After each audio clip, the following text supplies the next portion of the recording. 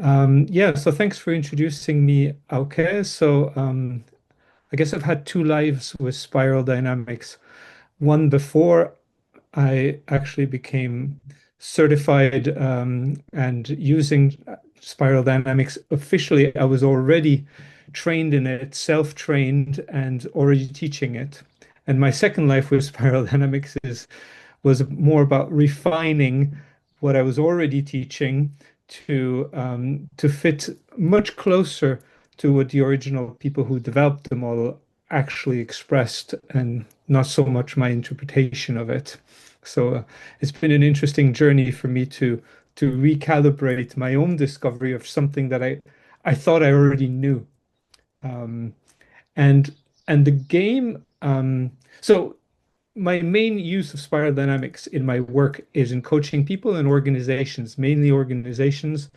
And my main job is to be an organizational coach doing organizational transformation. And it's in that context that most of the time I teach or bring spiral dynamics together with the assessments from Value Match. But as I was saying, like a lot of my effort has been focused on understanding and transmitting spiral dynamics as a model. And when I discovered 2 years ago, actually a bit more than 2 years ago, spring 2023, in Hungary at the European Integral Conference, I met the creator of the games, the global community game, and they gave us a taster. We played for about an hour and a half, sort of the very, very beginning of the game. And right in that moment, I noticed that this was touching something that I had not been able to transmit in just teaching about the model, talking about the model, making people do exercises within the model and self-reflection, about themselves or something throughout like the model. It was touching um, something in me, like it was striking like a chord. Like, oh. Like that's where it lives, sort of something like that. And so I got really, really excited. And in that same day, I told the creator of the game that I wanted to bring the game to the French speaking language because that's where I work most of the time. So I wanted to translate it, and they said, "Okay, well, first you got to play it." Like you have to actually show up as a participant, not someone who already wants to facilitate and all that. It's like, okay, fa fair enough. So they organized in the fall of 23 a game in Switzerland in English, and a bunch of us showed up and played that game, and yeah, and it really lived up in my experience as a participant. It really lived up. Like I literally got annoyed and triggered and pissed off and very joyful and competitive and collaborative, and like I got to live a lot of the things that the game was triggering in me, certain value systems of spiral dynamics. And what was interesting is there were people in the game that were, so to speak, like myself, I guess, kind of self-proclaimed at least expert in spiral dynamics, and there were people who had no idea about spiral dynamics at all. Like they didn't even know about the model, the colors, nothing. And what was interesting is that the experience they had was in no way less than the experience that I had. If anything, I had to kind of put to the side what I knew to really be able to play and be affected by what the game triggered in me. Um, so this is maybe as an intro.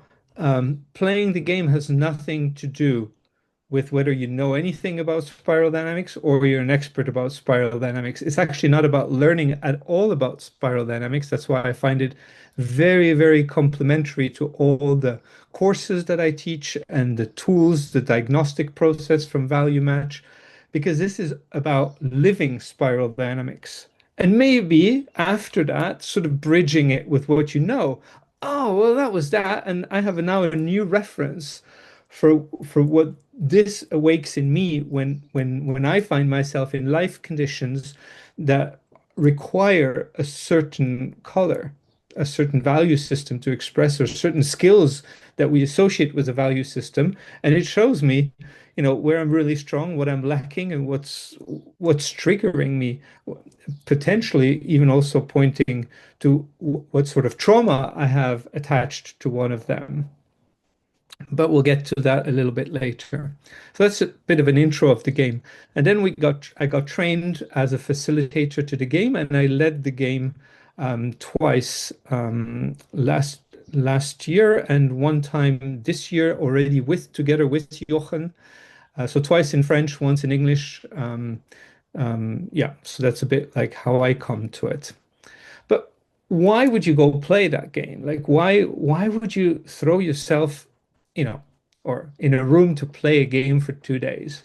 And I'm speaking particularly to the people who don't consider themselves fans of games, like myself. I'm not at all like these people who, play Dungeons and Dragons or something. And that's where pretty much why my reference ends in even naming the game world.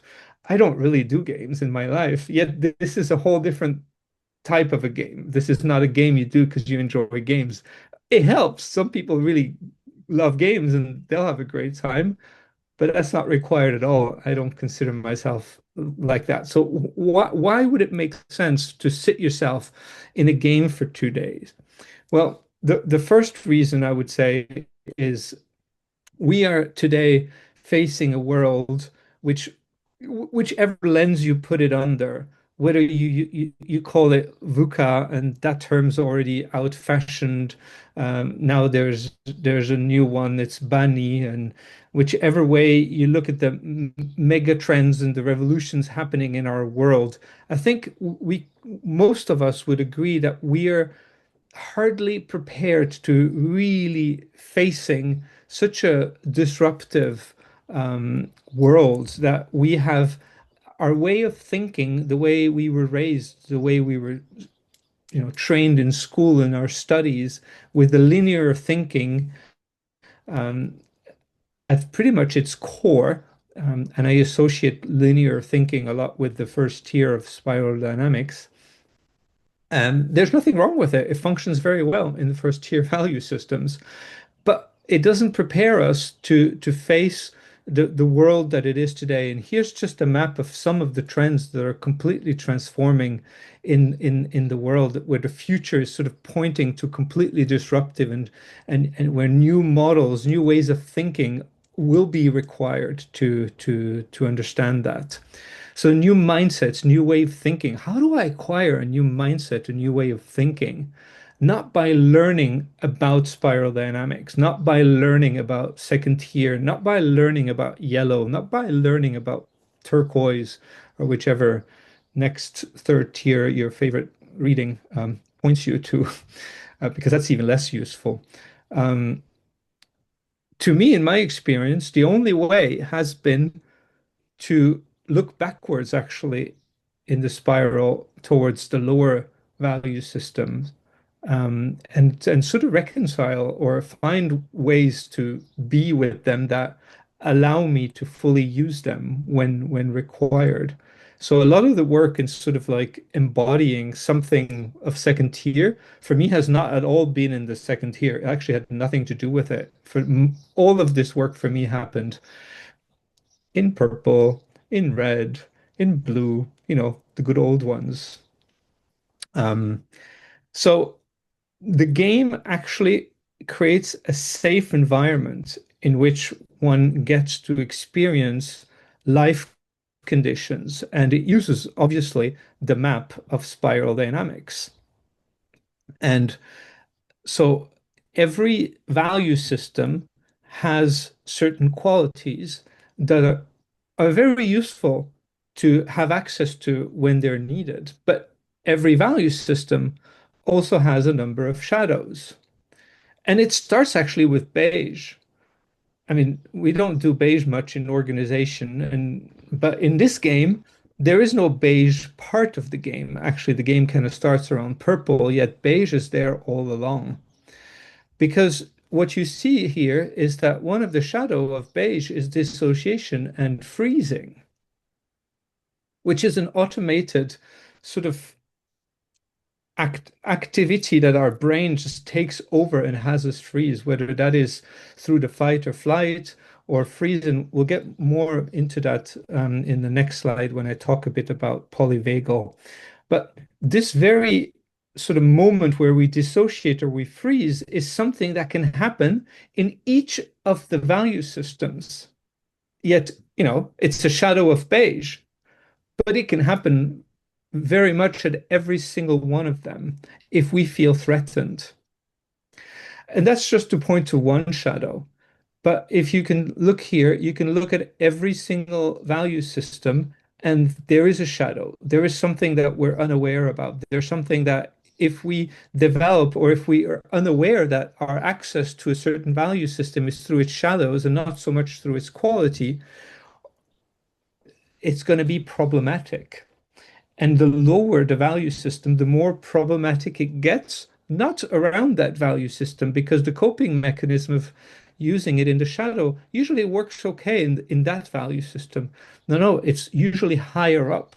So for example, I'll give you an example of one of the games that we facilitated last year. We had a crowd that had already, when they were doing purple, they didn't really distinguish it from green. They kind of already went into with green energy.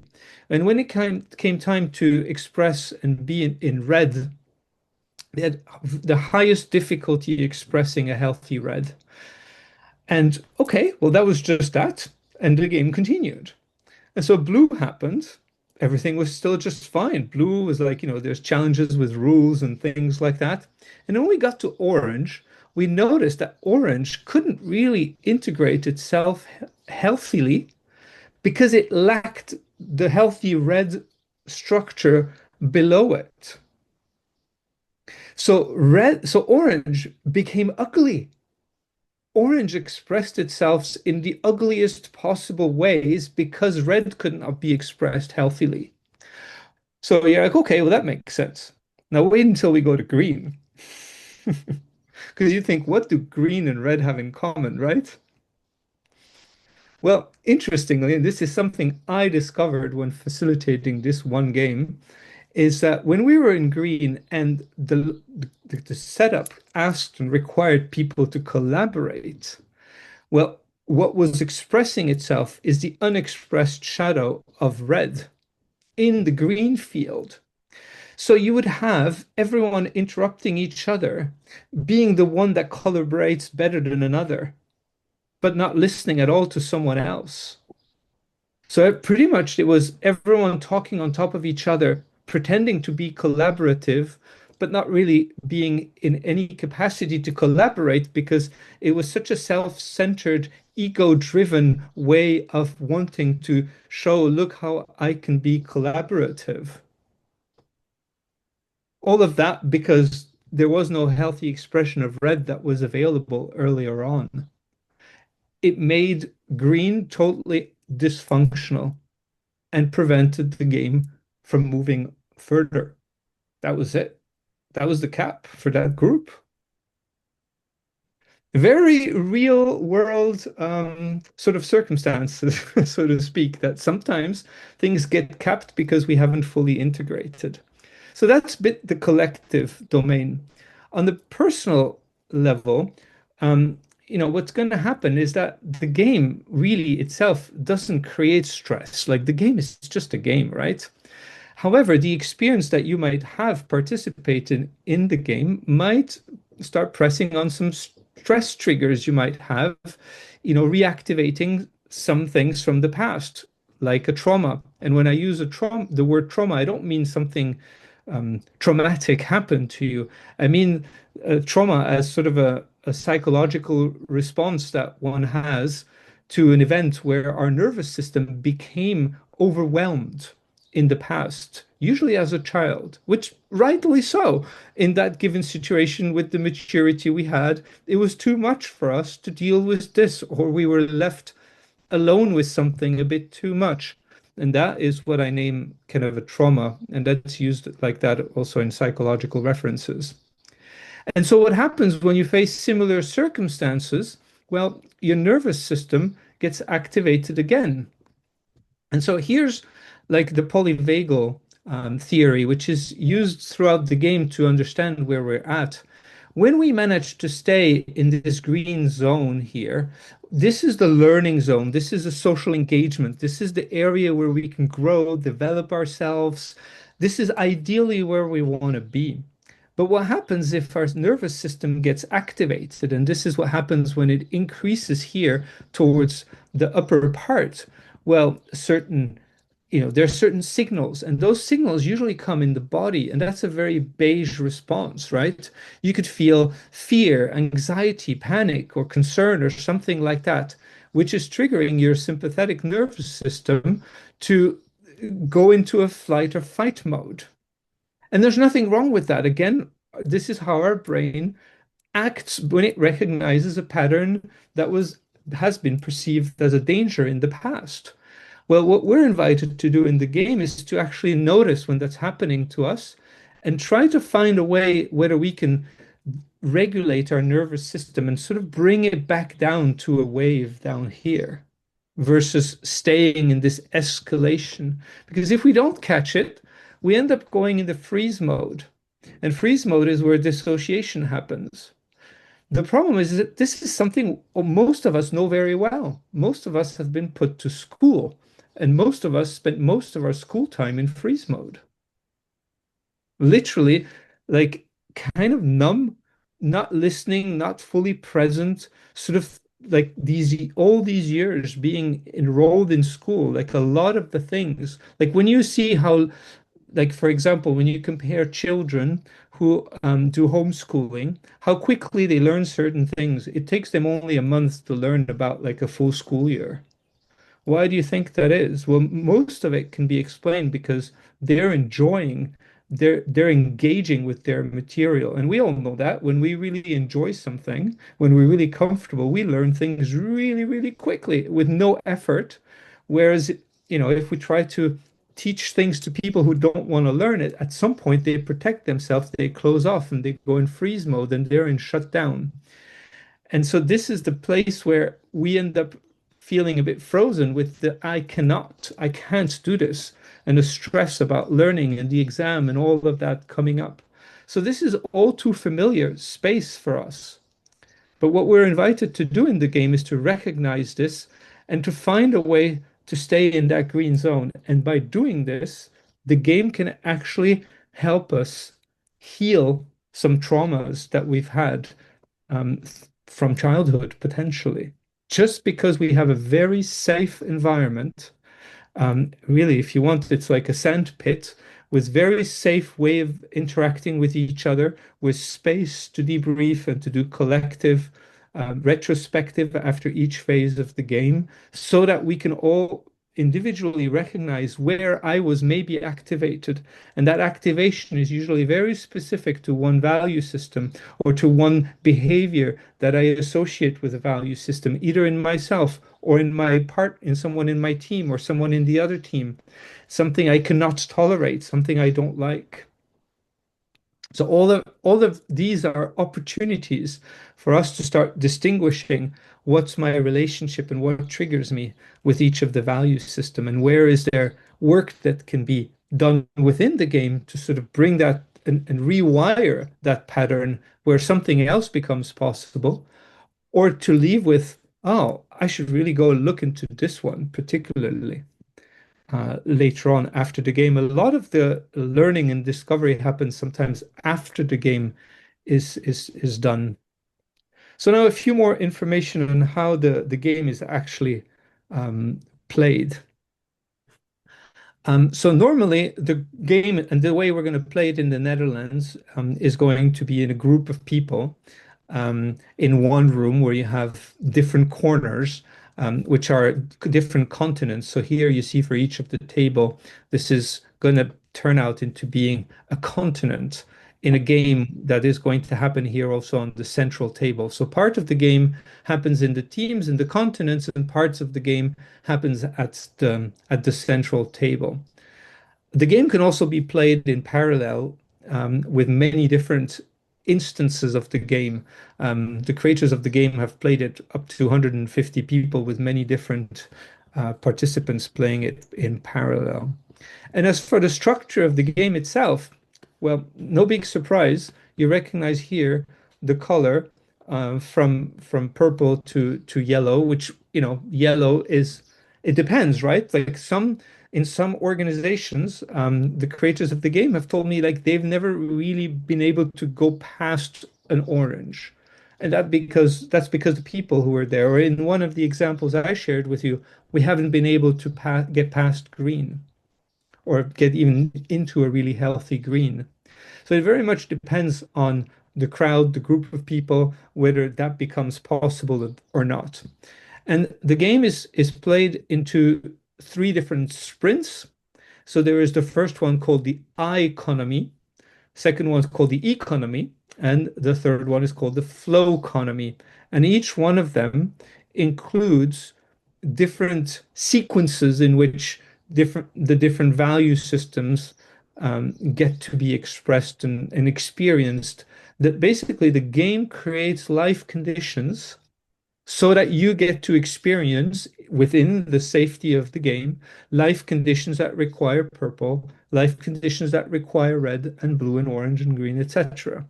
Yellow sort of being invited more than created or brought to the game.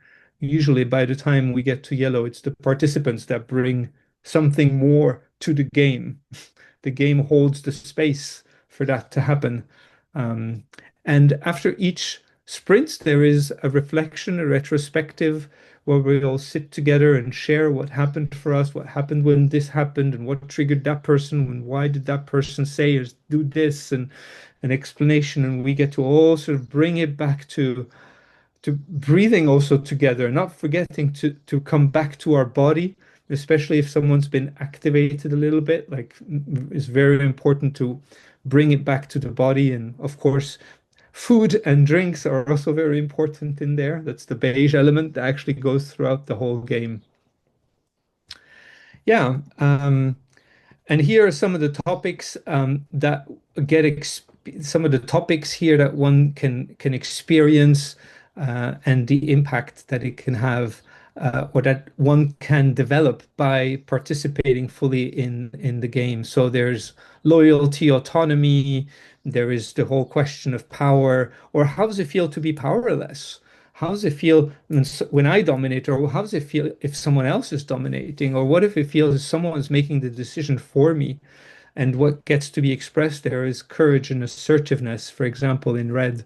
So we all of the whole game is sort of designed to bring certain situations so that the impact can be about discovering some of the behaviors that are healthily induced by the life condition of that value system.